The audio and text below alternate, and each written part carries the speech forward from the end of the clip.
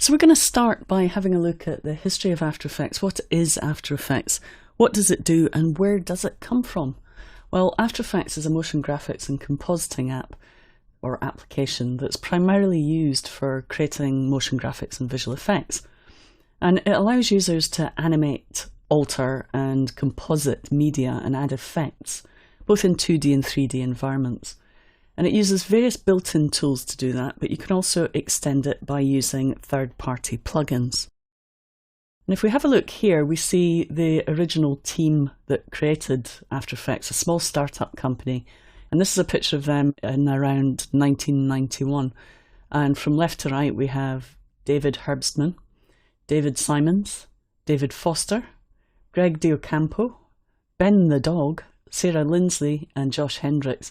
Now you'll notice there's a lot of Davids on the After Effects team, so they're Dave H, Dave S, Dave F, etc. And there they are, looking happy with Ben the dog. After Effects was founded by the company COSA, which stands for the Company of Science and Art. And the original After Effects crew drew their code names for products from the menu of a restaurant not far from this office in Apsara.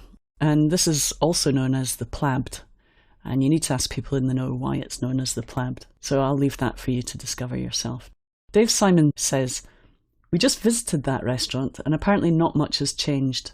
I just ate some lort, which are tiny egg rolls, and some nim chow, which together cover 3 of the early codenames, lort, egg and nim chow." Version 1 was codenamed Egg, and it was released in 1993, and it was bought by Aldus, who eventually merged with Adobe, who own it now today, as we know. It was codenamed Egg, and it had a basic layered compositing with mask, effects, transforms, and keyframes. And it was only available on the Mac. Now you'll notice if you look here that it doesn't actually look that much different to how After Effects looks now. There's still a timeline, but notice the layers panel is separate from the timeline. But everything else is pretty much the same. There's an effect control panel, project panel, and comp panel. And then version 1.1 of After Effects added some more effects, and then came version 2, which was known as Teriyaki. It added a time layout window, multi-machine rendering, and frame blending. And then came version 3, Nimchow, which added a render queue, Bezier masking, time remapping, keyframe assistance, velocity graph, motion tracker, motion math. There was loads and loads of new features in version 3. And then came version 3.1, and this is where I started in After Effects. And it added more file formats, multi-processing, advanced keying, and then the Wiggler, Motion Sketch, Smoother, they were all added in 3.1. And this is one of the first movies I ever made in After Effects. Now, it's actually a little animation of one of the Bee Gees dancing on someone's mouth. Don't ask me why. So a client asked me for it for the website, and I designed it. It's just a little Photoshop file with, I think, the reshape effect, or I think it might have just been the bulge effect, but I used various different copies of the bulge effect to get different movements happening. It was very, very basic animation. And then came After Effects 4, and After Effects 4 added some great new features. It was codenamed Ebir, and it added tabbed windows, movable timeline layout columns, multiple masks per layer. Before that, we only had 1 mask per layer. Lots of warping and particle effects, audio effects, transform effects, and adjustment layers. There were also some other improvements. We had RAM previews, and also effects could now extend outside the layer edge, which was really nice. And then 4.1 arrived, and that was known as Batnip. And it had a flowchart view and watched folders and 3D channel effects and all sorts of other good stuff. And then came version 5, and this is where I really started to fall in love with After Effects. Melmit, probably my favourite After Effects, had 3D layers, 3D lights, parenting, vector paints, expressions, all the atomic power plugins like Waveworld, Shatter and Vegas, had 16-bit colour channel support, Illustrator transparency support, all sorts of effects were added. So it was a really big release, and partly the reason it was my favourite was because I wrote a book about it as well. I wrote my first book, Creative After Effects 5, about version 5. And I wrote that with a lovely guy called Paul Tursley, who you may have heard of, great guy, and he taught me a lot about expressions and 3D and parenting. So thanks to Paul for all his help over the years.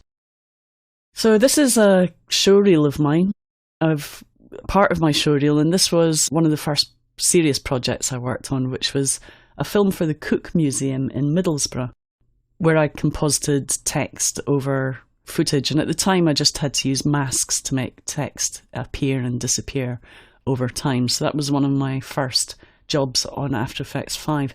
And then of course came After Effects 6, Food Fight, which added paint, scripting, text animators, OpenGL support, Roto Bezier masks, Keylight, Liquify, tons and tons of good stuff. And then 6.5, Shonbon, added advanced clone tool, presets gallery, grain management and Final Effects plugins, amongst other things. Colour Finesse was bundled as well. And then 7 came out, Clam Chop was the codename for that, and it had a new unified window and added effects like time warp, added the graph editor, which opened up a completely new way of working, and had OpenGL2 support and 32 bits per channel HDR colour, 32-bit audio, bridge support, dynamic link with Premiere Pro. So a lot of great things added with version 7. And of course that's when I wrote the next version of my book, Creative After Effects 7, which I really should get round to updating. But for now, you have learned by video. This is a bit of a showreel of some of the work that I've done with After Effects over the years. Mainly older stuff. I've put in here things like animated lens flares and little animated characters that I used to do back in the day. Then there was AfterEffectsCS6. CS3 brought in shape layers, the puppet tool, brainstorm, clip notes, vanishing point. That was a great update. And then CS4, Chinchillada, quick search in the projects and timeline, mini flowchart view, breadcrumbs, live PSD 3D layer import, etc, etc. And then of course there was CS5, and we all know CS5 and 5.5. We had a lot of great things. Escargot was the codename for CS5. And it had the Rotobrush tool, Refine Matte Effect, Mocha, LUT support, AVC Intra support, Red support, and various new plugins. And then came CS6, which is the version that we're at now, a new version of After Effects, and you'll see that the application has come on a long way since the beginning days. It now has persistent disk cache and other caching improvements that make it a lot faster to work in After Effects. There's a 3D camera tracker and loads of new 3D features, including the Raytrace 3D renderer, beveled and extruded text and shape layers, bendable footage and composition layers, environment maps, new material options, variable width mask feathering, layer bounding box and selection indicator improvements, and vector art footage to shape conversion, as well as things like rolling shutter repair. And you can find out about all these things in this course. So I hope you've enjoyed that little quick tour of After Effects and my upbringing with After Effects. I really do love this application. I used to get bored with things very, very quickly, and then I discovered After Effects, and how many ever years later, 17 years later, I'm still not bored, and I'm still finding new things to do with such a great application. So thanks a lot to the After Effects team for creating such great software, and also creating such a great partner for me to create this training movie with. Todd Capriva, my partner, has been a really important part of the After Effects team for many years, and I'm very pleased to be working with him on this. So let's dive into the tutorials. Come on, join me and Todd in learning some After Effects.